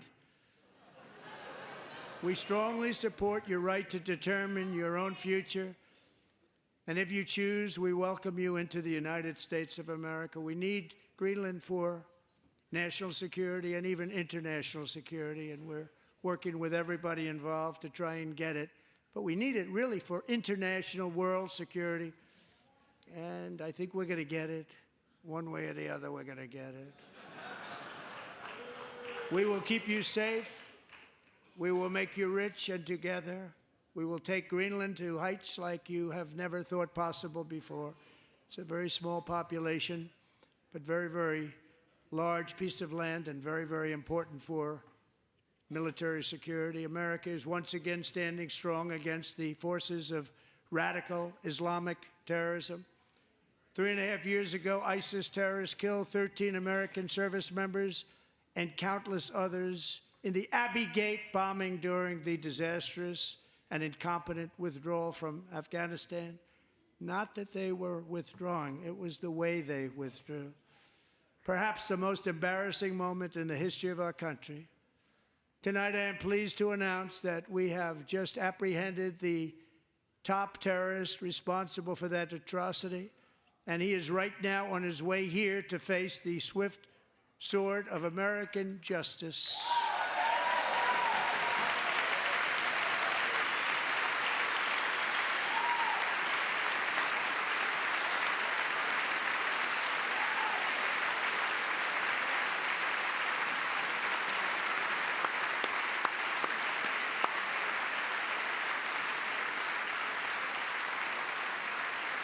And I want to thank especially the government of Pakistan for helping arrest this monster.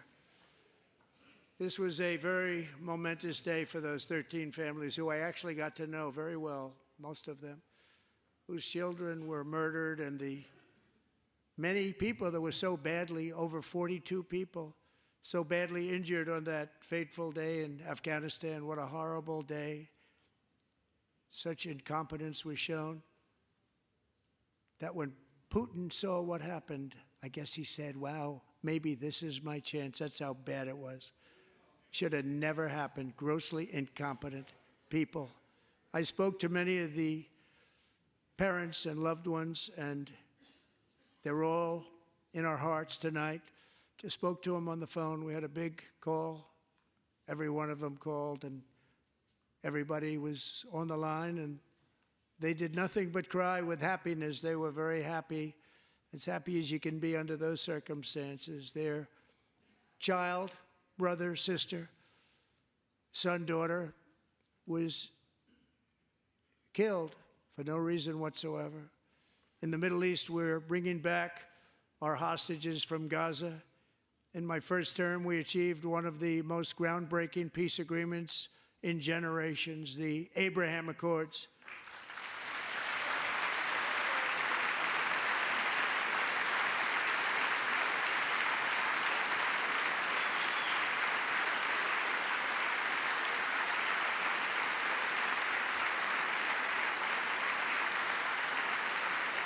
And now we're going to build on that foundation to create a more peaceful and prosperous future for the entire region. A lot of things are happening in the Middle East. People have been talking about that so much lately with everything going on with Ukraine and Russia. But a lot of things are happening in the Middle East. It's a rough neighborhood, actually. I'm also working tirelessly to end the savage conflict in Ukraine. Millions of Ukrainians and Russians have been needlessly killed or wounded in this horrific and brutal conflict with no end in sight. The United States has sent hundreds of billions of dollars to support Ukraine's defense with no security, with no anything.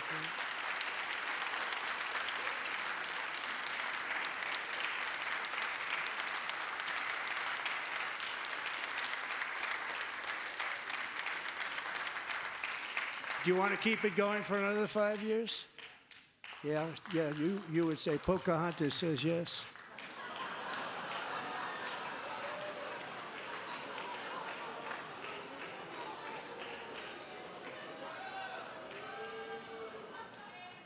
$2,000 people are being killed every single week. More than that. They're Russian young people. They're Ukrainian young people. They're not Americans. But I want it to stop. Meanwhile, Europe has sadly spent more money buying Russian oil and gas than they have spent on defending Ukraine, by far. Think of that. They've spent more buying Russian oil and gas than they have defending. And we've spent perhaps $350 billion, like taking candy from a baby. That's what happened. And they've spent $100 billion. What a difference that is. And we have an ocean separating us, and they don't. But we're getting along very well with them, and lots of good things are happening. Biden has authorized more money in this fight than Europe has spent by billions and billions of dollars. It's hard to believe that they wouldn't have stopped it and said, at some point, come on, let's equalize. You got to be equal to us. But that didn't happen. Earlier today, I received an important letter from President Zelenski of Ukraine. The letter reads, Ukraine is ready to come to the negotiating table as soon as possible to bring lasting peace closer. Nobody wants peace more than the Ukrainians, he said.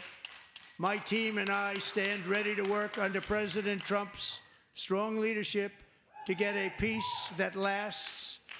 We do really value how much America has done to help Ukraine maintain its sovereignty and independence. Regarding the agreement on minerals and security, Ukraine is ready to sign it at any time that is convenient for you. I appreciate that he sent this letter, just got it a little while ago. Simultaneously, we've had serious discussions with Russia and have received strong signals that they are ready for peace. Wouldn't that be beautiful? Wouldn't that be beautiful?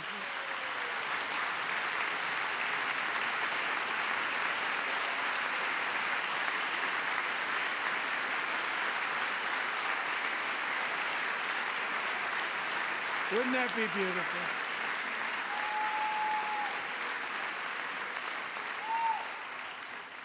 It's time to stop this madness. It's time to halt the killing.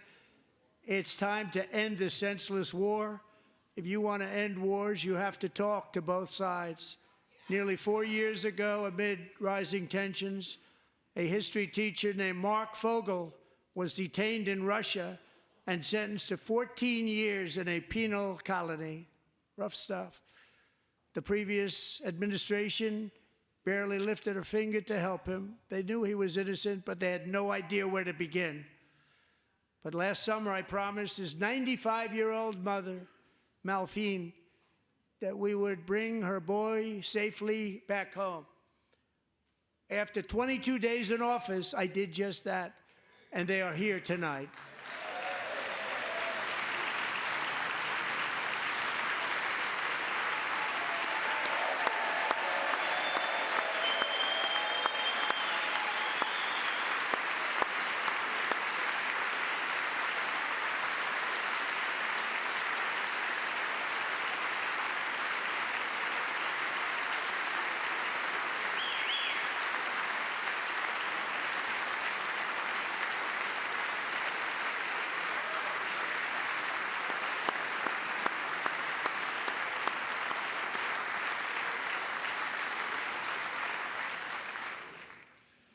To Mark and his great mom, we are delighted to have you safe and sound and with us. As fate would have it, Mark Fogel was born in a small rural town in Butler, Pennsylvania. Have you heard of it? Where his mother has lived for the past 78 years. I just happened to go there last July 13th for a rally. That was not pleasant. And that is where I met his beautiful mom right before I walked onto that stage. And I told her I would not forget what she said about her son. And I never did I? Never forgot. Less than 10 minutes later, at that same rally, gunfire rang out, and a sick and deranged assassin unloaded 8 bullets from his sniper's perch into a crowd of many thousands of people. My life was saved by a fraction of an inch, but some were not so lucky. Corey Comparator was a firefighter, a veteran, a Christian, a husband, a devoted father, and above all, a protector. When the sound of gunshots pierced the air, it was a horrible sound. Corey knew instantly what it was and what to do. He threw himself on top of his wife and daughters and shielded them from the bullets with his own body. Corey was hit really hard. You know the story from there. He sacrificed his life to save theirs. 2 others, very fine people, were also seriously hit. But thankfully, with the help of 2 great country doctors, we thought they were gone and they were saved. So those doctors had great talent. We're joined by Corey's wife, Helen, who was his high school sweetheart, and their 2 beloved daughters, Allison and Kaylee. Thank you.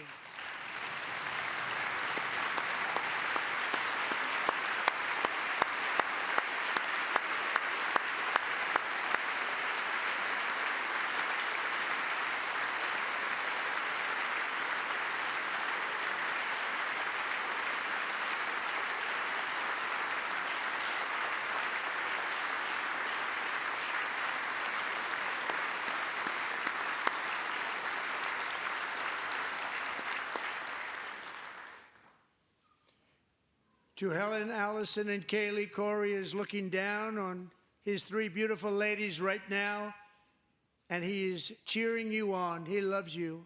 He is cheering you on. Corey was taken from us much too soon, but his destiny was to leave us all with a shining example of the selfless devotion of a true American patriot. It was love like Corey's that built our country, and it's love like Corey's that is going to make our country more majestic than ever before. I believe that my life was saved that day in Butler for a very good reason. I was saved by God to make America great again. I believe that. Thank you. Thank you.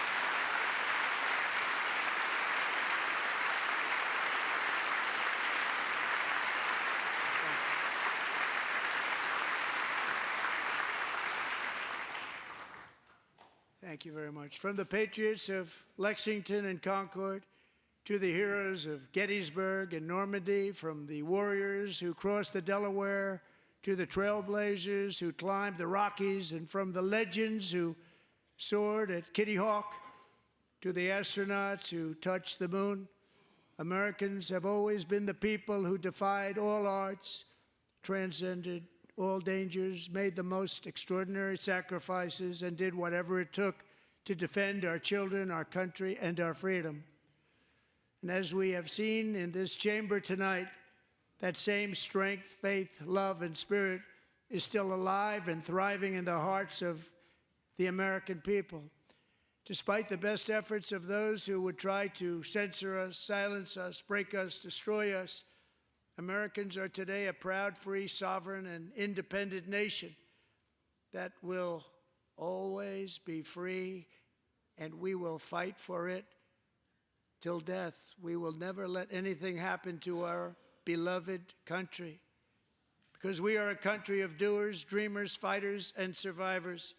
Our ancestors crossed a vast ocean, strode into the unknown wilderness, and carved their fortunes from the rock and soil of a perilous and very dangerous frontier. They chased our destiny across a boundless continent. They built the railroads, laid the highways, and graced the world with American marvels like the Empire State Building, the mighty Hoover Dam, and the towering Golden Gate Bridge. They lit the world with electricity, broke free of the force of gravity, fired up the engines of American industry, vanquished the communists, fascists, and Marxists all over the world, and gave us countless modern wonders sculptured out of iron, glass, and steel. We stand on the shoulders of these pioneers who won and built the modern age, these workers who poured their sweat into the skylines of our cities, these warriors who shed their blood on fields of battle and gave everything they had for our rights and for our freedom. Now it is our time to take up the righteous cause of American liberty, and it is our turn to take America's destiny into our own hands and begin the most thrilling days in the history of our country. This will be our greatest era. With God's help, over the next 4 years, we are going to lead this nation even higher, and we are going to forge the freest, most advanced, most dynamic, and most dominant civilization ever to exist on the face of this earth. We are going to create the highest quality of life, build the safest and wealthiest and healthiest and most vital communities anywhere in the world. We are going to conquer the vast frontiers of science, and we are going to lead humanity into space and plant the American flag on the planet Mars and even far beyond.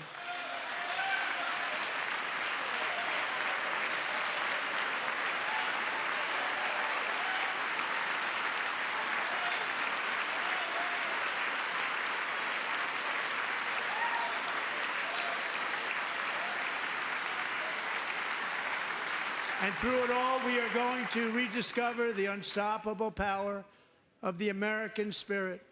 And we are going to renew unlimited promise of the American dream. Every single day, we will stand up and we will fight, fight, fight for the country our citizens believe in and for the country our people deserve.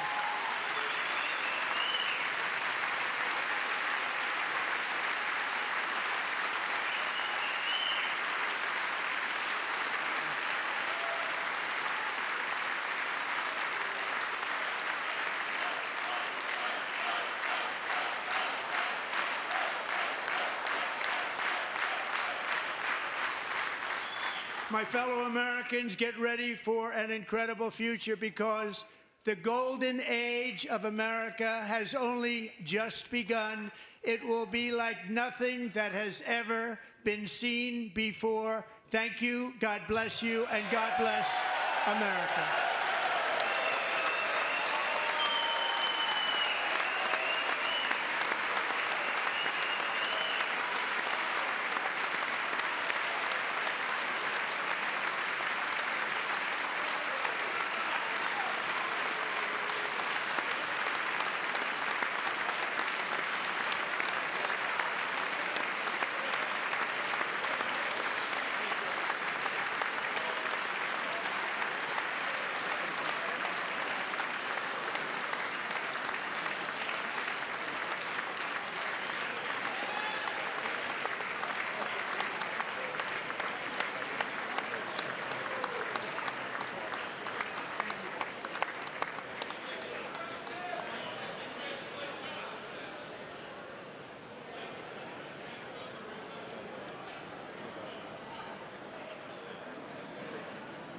Thank you very much. Great job. Thank you. Great honor. Thank you. Thank you. Get this place going, all right? Thank you very much. Great honor. Thank you. Thank you, Mr. President. Thank you very much.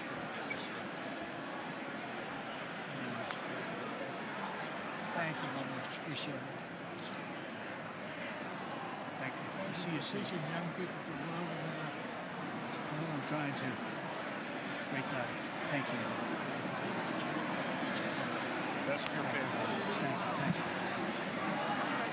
Thank you very much. Appreciate it. Howard. Thank you again. Thank you again. Won't forget. So good. Yeah, it's good. So good, sir. Thank you. Terrific, Mr. Really good. It's really outstanding. Thanks. Thank you. Yes, sir. Thank you. Good job, Mr. President. Thanks. We got you. Great. Mr. President, one of your best speeches. Thanks again, Mr. President. Thank you, Mr. President. Thanks for the phone call last night, too. Absolutely. You know that. Thank you very much. I'll do this. Give me the information. I'm not going to get it. Sorry. Thank you, everybody. Great speech. Great speech. Thank you. Best speech ever. Yes. Good. Congratulations. Good job. Can you sign it? President Roger Williams, thanks for the call. I love Roger Williams. Thank you. You don't have to introduce yourself. Mr. President. I know you better than you do, Roger. Thank you so much. My great baseball player. America Good is- job. Great job you're doing. America is back. Thank you so much, Welcome you Mr. back in President. Pennsylvania anytime, sir. They stood for. Thank you all. They stood for another country, Matt. That was phenomenal. It's hard to believe, isn't it? That was fantastic, sir. That was amazing. Thank you very much. Thank you. Quick selfie. Mr. President. Good job, Mr. President. Great job. Thank you so much. Great speech. Great speech. Yes, sir. President back in Pennsylvania. Oh, they're just pick careful. I want to stand in absolutely. West Virginia. Oh, good. How you doing? All right? Did you get a chance to shake his hand earlier? Do you want me to get a picture of you shaking his hand or anything? You're good. Thank you very much. Let's do biofilm. Thank you, darling. Great, sir. Thank you. I love you. Best speech on the floor ever. Yeah, it was so good. Thank you So very good. much. Hey, you rocked it, Mr. President. We're with you, 100%. Crushed. Thank you. Really good. Congratulations. President. Best speech ever. Thank you so much. What's the best?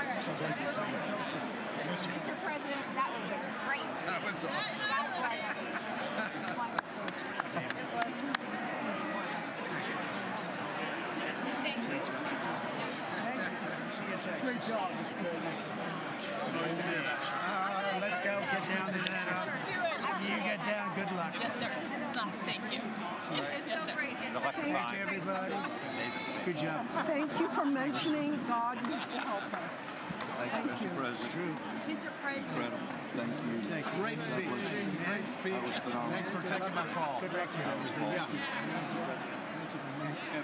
My man. Thank you for standing You strong. really triggered those people. Tremendous, Mr. President. Thank Somebody you. did. Thank you so much.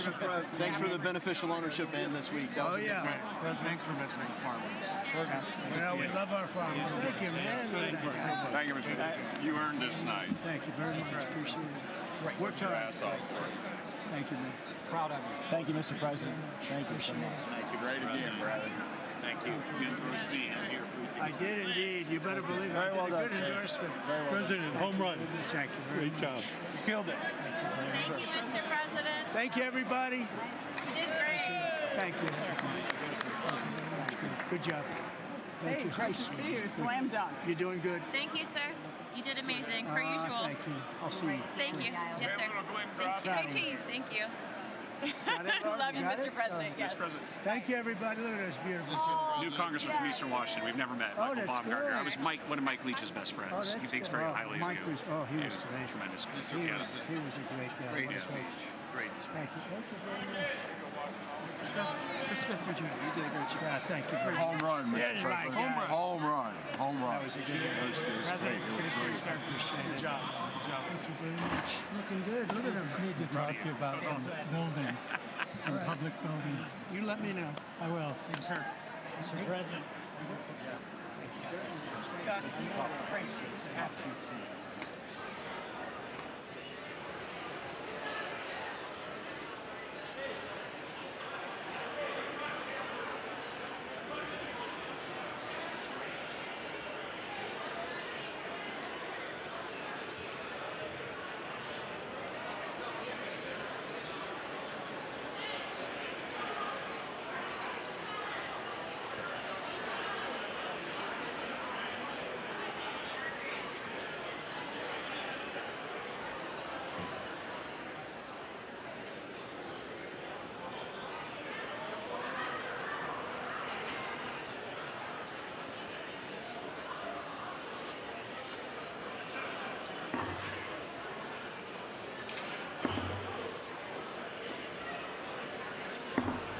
The House will be in order.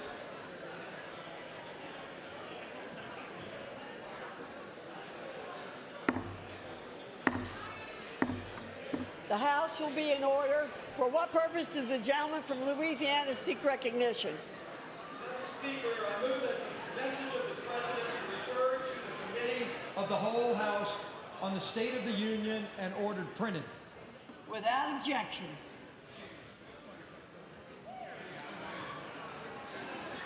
Does the,